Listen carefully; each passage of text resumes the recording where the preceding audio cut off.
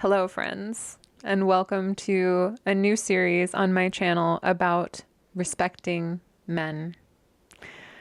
Now, I am going to first share why this feels so important to me and why this is a topic that I feel very passionately about. And let me just begin by saying that if this feels hard for you to receive already, I really invite you to bring grace to yourself, potentially your own places of reactivity, and an invitation to bring grace to what I have to say. Because I feel that this is a conversation that is really, really important and that I really see as being in service to the collective, to men and women and all people, and most certainly to women who have had struggles with men and feel activated and triggered by a woman saying something like, I love men or I respect men.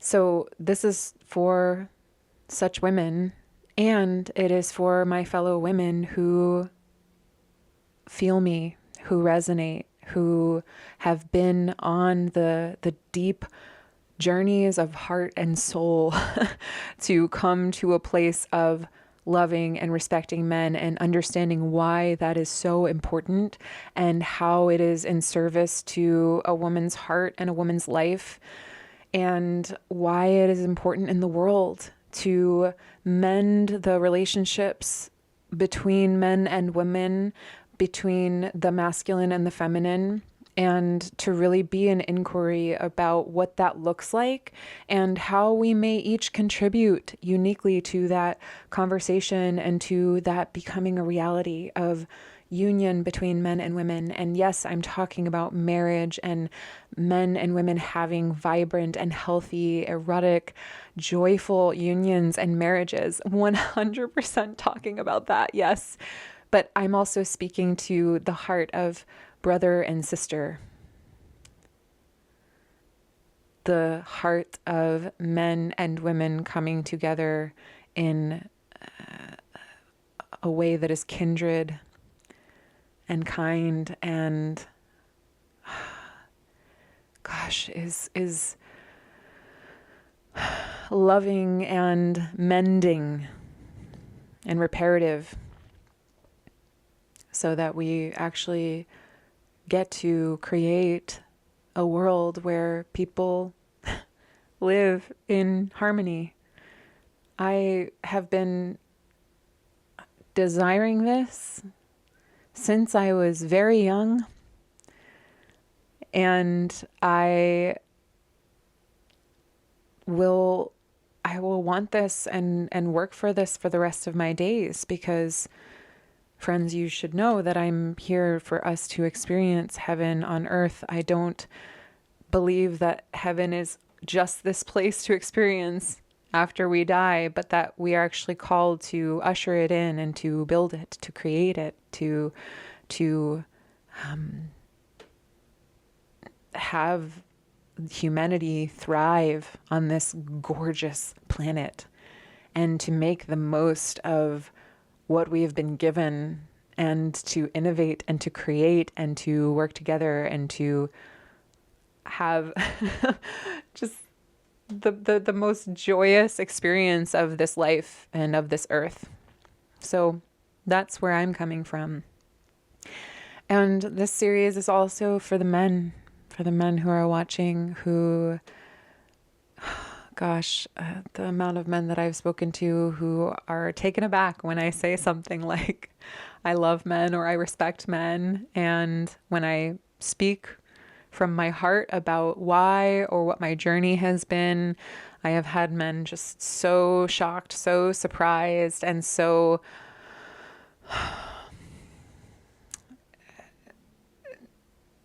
thankful. I have had men express gratitude to me for being a woman who is willing to say that she loves and respects men and masculinity and maleness. And My goodness, the fact that this has become so strange for people. Friends, my invitation is to recognize that there is some deep, deep wounding here. And I am someone who has my whole life tracked and felt that wounding and has explored so many different pathways and teachers and ways of thinking and been in my own contemplation and inquiry to do what I can to address that wounding, because I have also in my lifetime seen what happens when people feel good and healthy and aligned and their relationships are thriving and there is love present between them. And I just want that for us. I just want that for us. And I believe that we have an ability to create that together. It is by addressing the wounds, addressing those places of reactivity and pain. And this is not an overnight process. This is something that takes tending over months and years and decades. But my offer is that it's worth it. My invitation is to consider that tending to these wounds will have us live lives that feel good, that feel good, and have relationships that feel good. And that even if we look at the world stage and have fears about what is happening in the world, right? And what is happening in cultures around the world, that one of the best ways that I have discovered, one of the best ways to impact the collective is to look at our own corner of the world, to serve our corner of the world, and to bring attention and attunement to our own thinking about the world and about other people and about relationships. That there is so much in this world, in this culture, that has us pulled into thinking of each other as the enemy. And I am here to invite us to cultivate perspective that has us view each other through a different lens, through a lens of friendship, of kinship, of camaraderie. And if this is a tall order, okay. This is where I stand, and this is where my conviction and vision lives. And I feel really grateful to any of you watching this who resonate with that, because it is so important that we put our voices in the chat, the collective chat. It has been so important for me in my life, in my almost 4 decades of life, to have people along the way, and thinkers and writers and speakers and artists and coaches and mentors along the way who have created this invitation for me to tend to how I see. And so bringing this back to this idea of respecting men, I'd like to share with you this teaching that was introduced to me by a beloved mentor of mine, Jillian Pothier, who has taught me so much around the experience of man-woman relating and the dance of the masculine and feminine. And when she broke down the word respect for the first time for me, respect, spect as in spectate, how we see, being willing to be responsible for how we see, to see men again, to respect men, to be conscious of how we see them. Because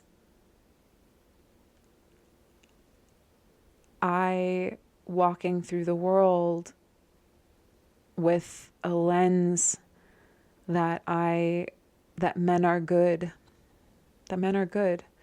is going to have me have a very different experience than walking through the world with a lens that men are bad, right?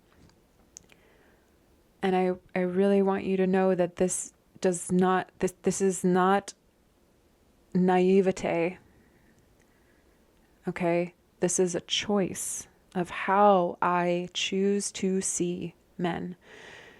That it doesn't mean that I don't tend to myself in the presence of perceived danger, right? I don't talk myself out of the way that I feel. If, for example, I'm on the subway and there's a man who is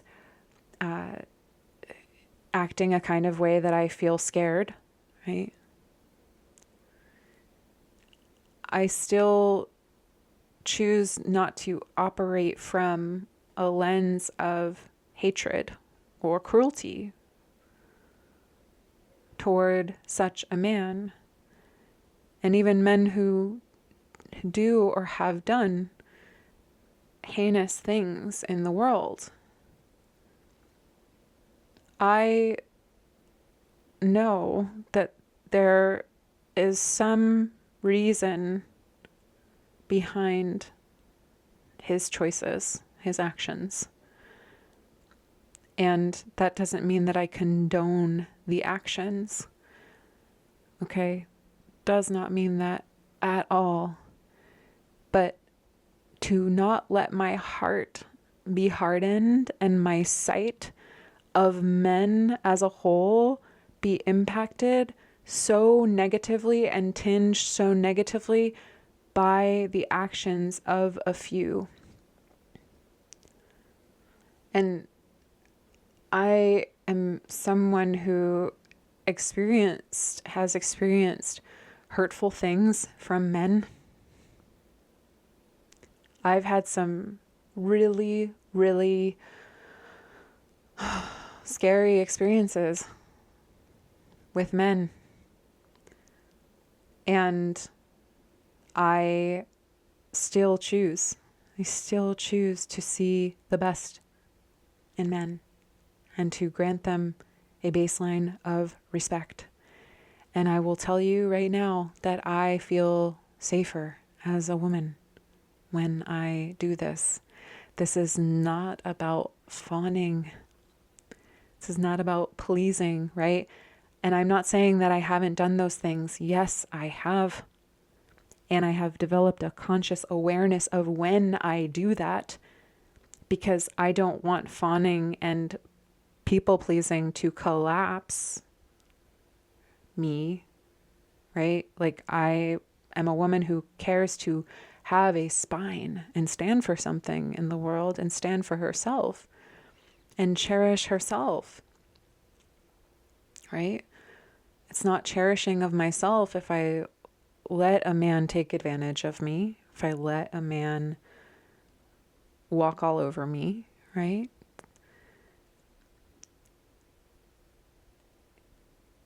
But instead of painting men as bad or wrong or evil,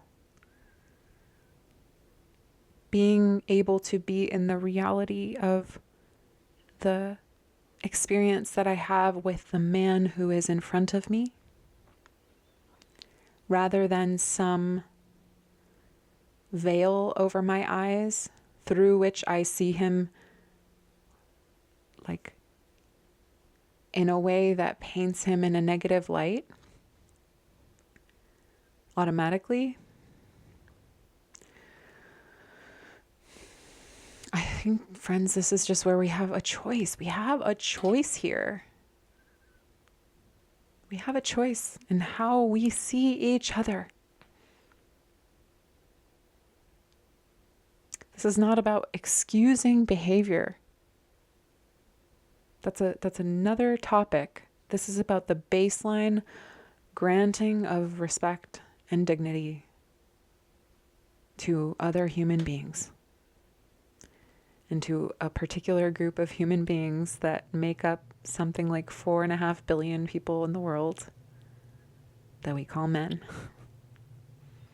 So, this is a big topic, as you can see, and this is my introduction to this series.